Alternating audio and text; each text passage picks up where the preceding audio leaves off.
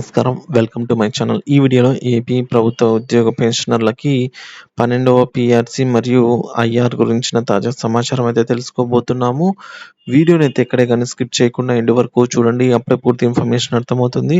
Video చూస్తున్న ప్రతి ఒక్కరు వీడియోకి ఒక లైక్ చేయండి. అలాగే ఈ వీడియోని తోటి ఉద్యోగ మిత్రులతో అయితే షేర్ చేయడానికి ప్రయత్నం చేయండి. కొత్తగా మన ఛానల్ చూస్తున్న వారు ఇంకా సబ్స్క్రైబ్ చేసుకున్నట్లయితే దయచేసి మన ఛానల్‌ని అయితే సబ్స్క్రైబ్ చేసుకోండి. దీని ద్వారా నేను చేసే ప్రతి ఒక్క వీడియో మీ వరకు రీచ్ అవుతుంది. ఇక మనం ఆలస్యం చేయకుండా వీడియోలోకైతే వెళ్ళిపోదాము. ఫ్రెండ్స్, ఉద్యోగులకు ఐఆర్ ప్రకటించాలి. అలాగే పీఆర్సీ కమిషన్‌ను నియమించాలి అని బొప్పరాజు వెంకటేశ్వర్లు కోరడం జరిగింది.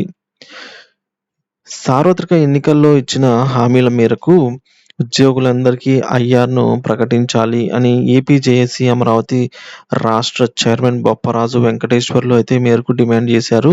గత ప్రభుత్వం నియమించినటువంటి 12వ పీఆర్సీ కమిషనర్ రాజీనామా చేసినందున వెంటనే 12వ పీఆర్సీ కోసం కమిషన్‌ను నియమించి నిర్ణీత కాల వ్యవధిలో నివేదిక తెప్పించుకొని వీలైనంత త్వరగా కొత్త వేతన స్కేళ్లకు అమలు చేయాలి అనైతే కోరారు.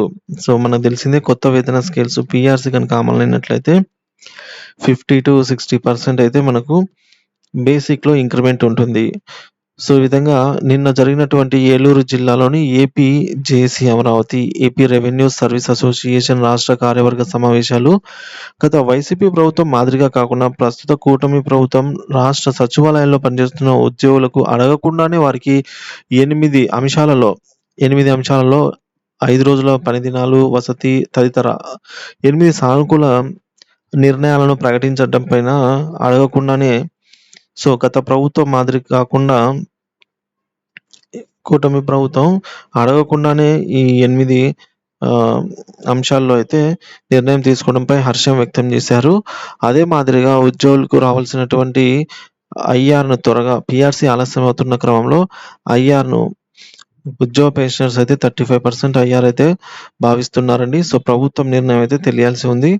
అలాగే పీఆర్సీ కమిషన్‌ను త్వరగా నియమించి నిర్ణీత కాలంలోనే నివేదికను తెప్పించుకొని కొత్త న్యూ పే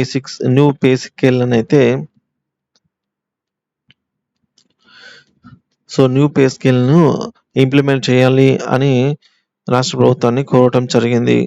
సో, దీనిపై ప్రభుత్వం అయితే ఇప్పటికి ఇంకా స్పందించలేదండి.